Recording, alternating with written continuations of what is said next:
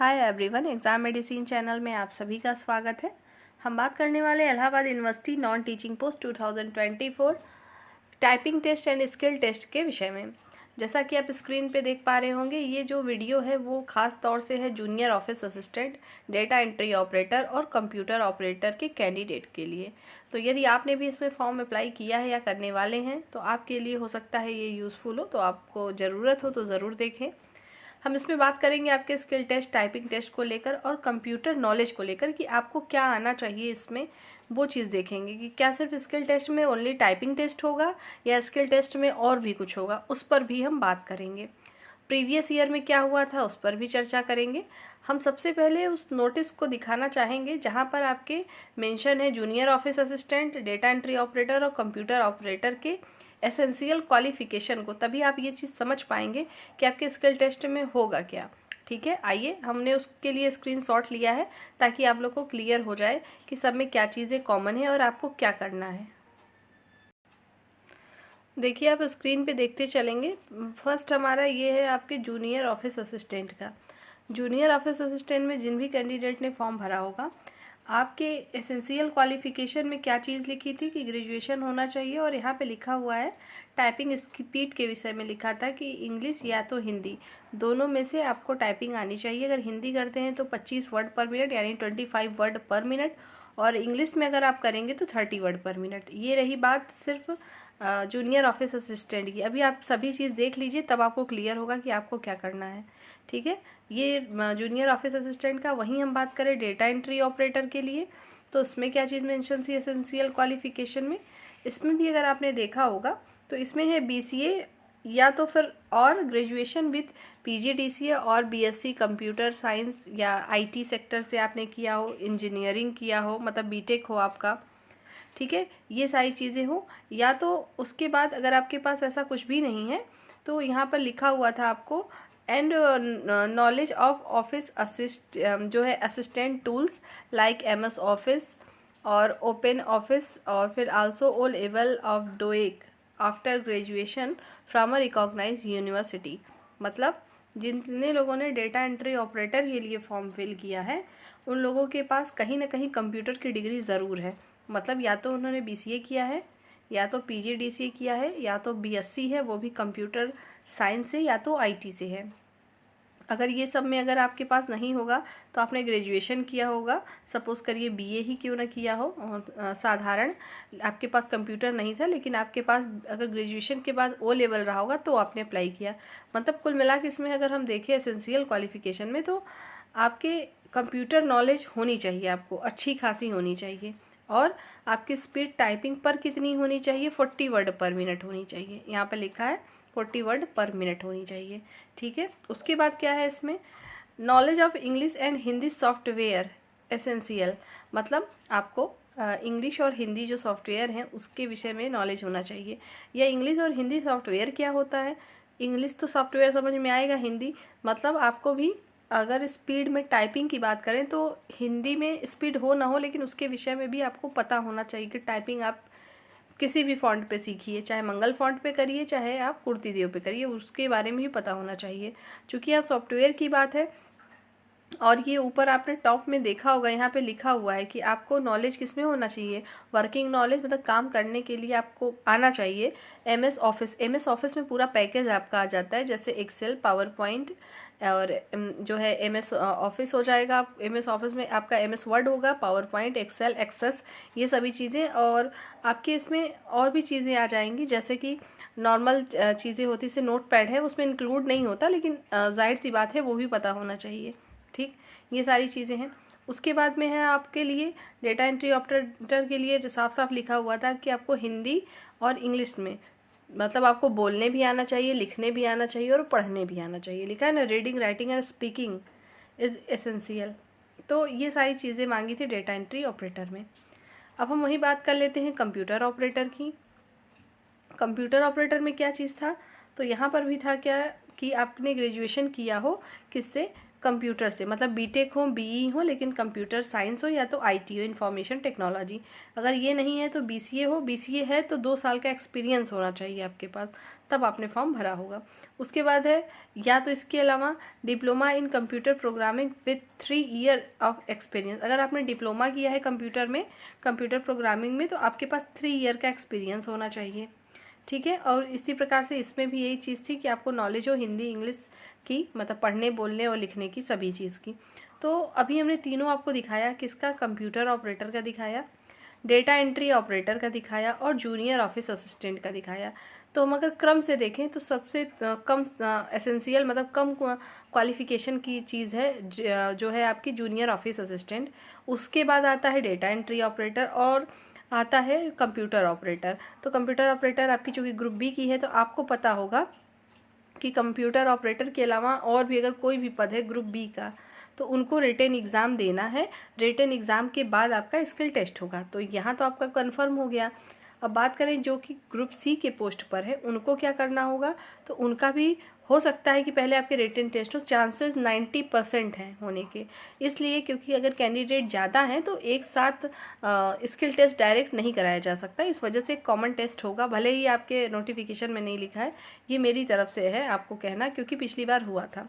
इस बार के नोटिफिकेशन में ऐसा मेंशन नहीं है, लेकिन आपको बताया जा रहा है। चलिए, अगर आप रिटन टेस्ट के लिए कॉमनली अपना पढ़ रहे हैं, जो भी पढ़ रहे हैं पढ़ते रहिए, जहाँ से भी जो भी मिले आपको। हम स्किल टेस्ट पे चूँकि इस वीडियो में टोटल फोकस कर रहे हैं, तो आपको इसके बारे में बताएंगे। मैंने इन तीनों का सिलेबस क्यों बताया आपको, इसलिए बताया क्योंकि एक ही कैंडिडेट अलग अलग फॉर्म भी भरे हैं अलग अलग पोस्ट पे। ऐसा कर सकते हैं आप भी कि आपने अगर जूनियर ऑफिस असिस्टेंट का भरा है तो क्या आप और नहीं भर सकते, आप भर सकते हैं फॉर्म, क्योंकि सेम डेट पर एग्ज़ाम नहीं होता। अगर सेम डेट पर स्किल टेस्ट हो भी गया तो आपकी टाइमिंग चेंज रहेगी, तो उसके लिए आपको परेशान होने की ज़रूरत नहीं है, अलग अलग भी आप भर सकते हैं फॉर्म। तो अब अगर एक ही कैंडिडेट ने 3 फॉर्म भरे हैं, 3 स्किल टेस्ट है, तो उन्हें क्या करना है, या आपने सिंगल भी भरा है तो आपको करना क्या चाहिए, उसके विषय में समझ लीजिए। सबसे पहले इन तीनों पोस्ट में से अप्लाई करने वाले सभी अभ्यर्थियों के लिए ये इम्पॉर्टेंट है कि आपको टाइपिंग तो करनी है, इंग्लिश में स्पीड सबको बनानी है, ठीक है। जिसमें 40 दिया है, जैसे डेटा एंट्री ऑपरेटर को 40 स्पीड चाहिए, और जूनियर ऑफिस असिस्टेंट में अगर इंग्लिश में टाइपिंग है तो 30 चाहिए। लेकिन 30 लिखने से नहीं मतलब है, आप अपनी अभी से प्रैक्टिस करिए कि आपकी 35 प्लस हो, और जिनकी 40 मांगी है उनकी 45 प्लस हो, तब जाके वहाँ एक्यूरेट हो जाएगा। ये सिर्फ टाइपिंग के लिए बता रही हूँ, ऐसा मत समझिए कि सिर्फ टाइपिंग ही आपको करनी है। वहाँ पर क्या होगा, जूनियर ऑफिस असिस्टेंट की अगर हम पर्टिकुलर बात करें तो आपको सिर्फ टाइपिंग करनी हो सकती है, कि ओनली टाइपिंग होगी आपके स्क्रीन पे, ऑनलाइन आपको करना होगा। लेकिन जो बाकी पोस्ट बचते हैं, डेटा एंट्री ऑपरेटर और अदर पोस्ट, आपको एक्सेल, पावर पॉइंट और जो एमएस वर्ड है उससे रिलेटेड चीज़ें दी जाएंगी। एक पेज में आपको कुछ क्वेश्चन होंगे, उस चीज़ को तुरंत कंप्यूटर पे करना होगा, फिर उसका प्रिंट आउट आपको निकालना होगा। पिछली बार वाले स्किल टेस्ट में क्या हुआ था कि जो डेटा एंट्री ऑपरेटर के पोस्ट पे थे और कंप्यूटर ऑपरेटर के पोस्ट पे थे, सिर्फ उनसे टाइपिंग ना करा के और भी चीज़ें कराई गई थी। और जूनियर असिस्टेंट में तो टाइपिंग कराई गई थी, लेकिन इस बार हो सकता है कि सिर्फ स्किल टेस्ट ही अगर बाई चांस हो जाए। जैसे मैंने कहा कि 90% चांस है कि पहले स्किल टेस्ट नहीं होंगे, पहले रिटन फिर स्किल टेस्ट। अगर ऐसा होता है तो सिर्फ टाइपिंग लेके तो नहीं छोड़ेंगे, फिर आपको समय देना पड़ेगा। और आप लोगों में से ही कुछ लोग पूछते रहते हैं कि कितनी देर करना होगा। अदर आप जितने भी एग्ज़ाम देते हो, लाइक जैसे UP-SSC में जूनियर असिस्टेंट है, उसकी टाइपिंग होती है तो 5 मिनट की होती है। अगर आप उस कंप्यूटर ऑपरेटर के लिए अगर उत्तर प्रदेश पुलिस में अगर जाते हैं तो आपकी 15 मिनट की टाइपिंग होती है। UP-PCL में जाते हैं तो उसकी अलग होती है। इलाहाबाद हाई कोर्ट में देंगे तो 20 मिनट की होती है। तो ऐसी ही होती है, लेकिन इलाहाबाद यूनिवर्सिटी का कोई फिक्स नहीं है आपको कितने मिनट देना है, चाहे वो कोई भी पोस्ट क्यों ना। आपको 1 घंटे का ड्यूरेशन दिया जाता है, 1 आवर। तो 1 आवर लगातार तो आपसे टाइपिंग कराई नहीं जाएगी, तो उसमें भी चीज़ें आपसे कराई जाती हैं। तो मेरी तरफ से आप सबको सजेशन यही है कि चाहे आपने जूनियर ऑफिस असिस्टेंट के पद पे फॉर्म भरा हो, चाहे आपने डेटा एंट्री ऑपरेटर के पद पे फॉर्म भरा हो, चाहे कंप्यूटर ऑपरेटर के पद पर आपने अप्लाई किया हो, आप सभी लोगों को टाइपिंग के अलावा पूरा ऑफिस पैकेज के बारे में नॉलेज रखिए कि कौन सी चीज़ें कहाँ से होती हैं, कैसे होती हैं, कौन सी शॉर्टकट्स की से हम इस्तेमाल करते हैं। ये सब चीज़ें आप कर सकते हैं, क्योंकि आप जैसे कंप्यूटर पे टाइपिंग करिए, आधे घंटे टाइपिंग करिए, 20 मिनट उसको दीजिए अपने प्रैक्टिस को कि हम MS वर्ड जान लें और एक्सेल जाने, पावर पॉइंट, मेन चीज़ें। ठीक है, ये चीज़ें आपको कर लेनी है। दूसरी बात ये है कि जो ग्रुप बी है और ग्रुप सी है, इसमें कोई इंटरव्यू नहीं होना है, तो आपको ये जान लीजिए कि इसमें कोई इंटरव्यू होगा नहीं। ग्रुप ए में केवल इंटरव्यू है, और इसमें इस बार स्किल टेस्ट भी नहीं, इसमें रिटन टेस्ट नहीं लिखा है। तो ग्रुप सी में एमटीएस को छोड़ के बाकी में नहीं लिखा है कि आपका रिटन टेस्ट होगा, लेकिन संभावना है 90% की होगा। अगर नहीं भी होगा तो स्किल टेस्ट में सिर्फ टाइपिंग ना होकर कुछ और भी पूछा जा सकता है। तो आपने जब इतना महंगा फॉर्म भरा, इतना सब कुछ किया, तो ये भी कर लेते हैं, पढ़ाई कर लीजिए। अगर यहाँ काम नहीं आया तो कहीं और आएगा। कंप्यूटर एक ऐसा सेक्टर हो चुका है, आप देखेंगे हर एक एग्ज़ाम इसका वेटेज है, ठीक है। तो और इसमें इंटरेस्ट भी होगा, आप सब लोगों को, मैक्सिमम लोगों को होता है, तो आप सीख लेंगे जल्दी से जल्दी। और मेरे द्वारा क्या किया जाएगा, आपको कंप्यूटर की कुछ क्लासेस प्रोवाइड की जाएंगी। ये जो आपके, अगर आप लोगों ने CCC भी किया होगा अच्छे से, तो भी आपने जो चीज़ें पढ़ी हैं वो आपको काम आएंगी। अब आप कहेंगे कि थ्योरी तो सिर्फ पढ़नी नहीं है, तो थ्योरी में जब आपको चीज़ें बताई जाएंगी तो प्रैक्टिकल अपने आप नॉलेज कर लेंगे। तो प्रैक्टिस तो आपको यहाँ चैनल के माध्यम से कराई नहीं जा सकती, वो आपको खुद से करना होगा। बाकी रहेगी सभी के विषय में तो आपको वीडियो मिलेगी, जैसे CCC के लिए, UPSSC के लिए कंबाइंड, आप उसको देख लीजिएगा, आपके यूज़फुल का होगा। और ज़रूरत हो तो देखेंगे, अन्यथा आप कहीं और से देखना चाहें तो देख सकते हैं। ऐसा कुछ नहीं है कि आपको यहीं से देखना है। बस आप लोग को ये सजेशन देना था कि आप टाइपिंग के साथ साथ इस पर भी फोकस करिए, क्योंकि होने को कुछ भी हो सकता है इसमें। और जिनको सिर्फ इंग्लिश टाइपिंग करनी है, जैसे जूनियर ऑफिस असिस्टेंट को हिंदी की कोई आवश्यकता नहीं है, आप हिंदी के लिए परेशान ना हो। लेकिन जो डेटा एंट्री ऑपरेटर के कैंडिडेट हैं और कंप्यूटर ऑपरेटर के हैं, आप दोनों कैटेगरी में अगर जिस भी अभ्यर्थी ने अप्लाई किया है फॉर्म, आप लोग हिंदी टाइपिंग की भले ही स्पीड मत लाइए, लेकिन एक सीख लीजिए कि हाँ हिंदी टाइपिंग हमें आती है, आप कर सकते हैं, इतना करना है आपको। और जो शुरुआत करना चाहते हैं मंगल फॉन्ट इन स्क्रिप्ट से करिए, इजी है।